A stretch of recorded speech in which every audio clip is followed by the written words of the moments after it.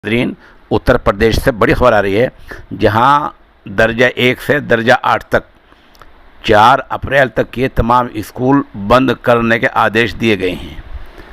आज दिन में चीफ सेक्रेटरी जनाब R.K. तिवारी साहब ने यह आदेश जारी किए हैं कि दर्जा 1 से यानी क्लास 1 से और क्लास 8 तक तमाम तरह के स्कूल निजी हों या सरकारी हो, सब के सब बंद रहेंगे, बंद रखे जाएंगे।